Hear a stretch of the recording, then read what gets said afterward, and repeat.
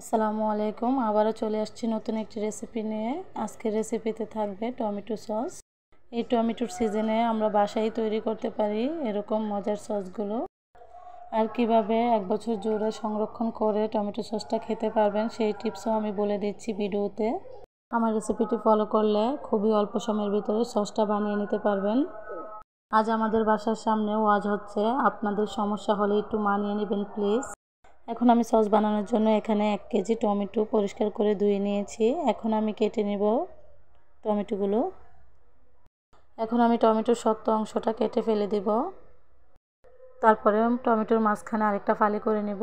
এরকম করে আমি একটি টমেটো 4 ভাগ করে নেব। এভাবে করে আমি সবগুলো টমেটো কেটে নেব। আরেকটা কথা, অবশ্যই আপনারা লাল টমেটোটা নেওয়ার চেষ্টা করবেন, তাহলে সসের কালারটা খুব সুন্দর হবে।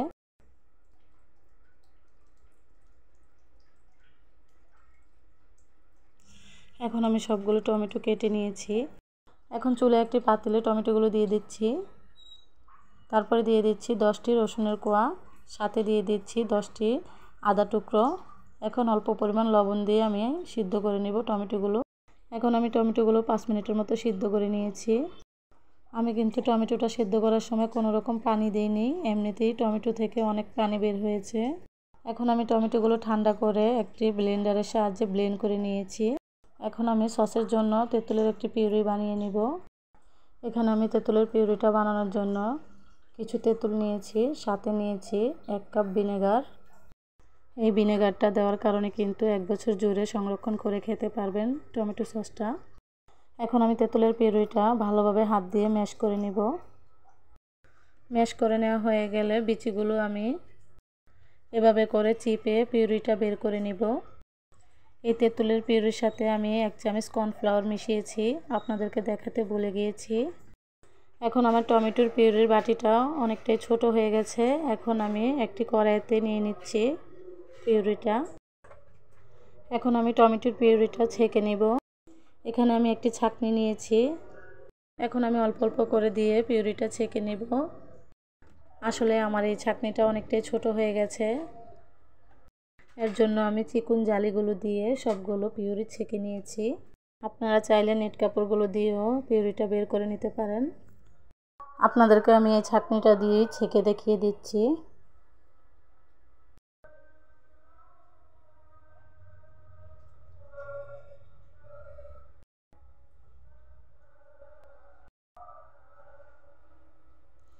এই পর্যায়ে আমি এই বিচিগুলো ফেলে দেব।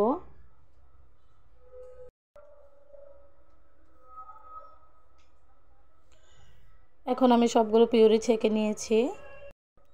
এখন আমি চলে যাব চুলায়।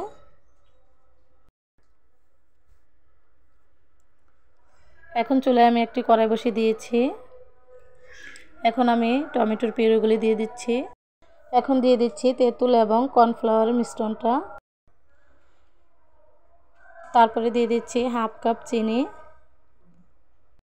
চিনির পরিমাণটা আপনারা আপনাদের পছন্দ মতো দিয়ে দেবেন। এখন আমি পরিমাণ মতো লবণ দিয়ে দিচ্ছি। সাথে দিয়ে দিচ্ছি 2 চামচ কাশ্মীরি মরিচের গুঁড়া। আপনারা চাইলে ঘরে থাকা লাল মরিচের গুঁড়া দিতে পারবেন। কাশ্মীরি মরিচের গুঁড়াটা দেওয়ার কারণ হচ্ছে সসের কালারটা খুব সুন্দর আসে, এর জন্য।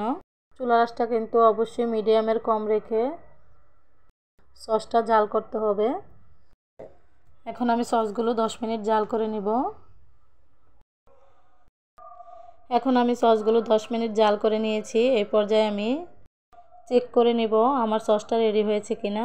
এখন আমি একটি প্লেট নিয়েছি, প্লেটে 1 চামচ সস নিয়েছি। এখন সসটা আমি গড়িয়ে নিয়েছি। এখন আমি হাত দিয়ে এভাবে করে চেক করে নিচ্ছি। যখন দেখব সসটা গড়াচ্ছে না, তখন বুঝতে হবে সসটা রেডি হয়ে গেছে। এখন আমি সসগুলো পুরোপুরি ঠান্ডা করে নেব। এখন আমি ঠান্ডা করে নিয়েছি সসগুলো। এখন আমি একটি কাচের বয়মে সসগুলো নিয়ে নিব। আপনারা সবসময় চেষ্টা করবেন কাচের বয়মে সসটা নেওয়ার জন্য, তাহলে সসগুলো খুব ভালো থাকবে।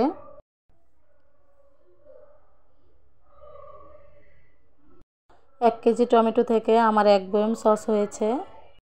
সসের কালারটা দেখেন কতটা সুন্দর হয়েছে। এই সসের টেস্টটাও একদম দোকানের মতো হয়েছে। আশা করি আমার রেসিপিটি আপনাদের কাছে ভালো লাগবে। ভালো লাগলে লাইক, কমেন্ট এবং শেয়ার করে দেবেন। আজ এই পর্যন্তই। সবাই ভালো থাকবেন, সুস্থ থাকবেন। আল্লাহ হাফেজ।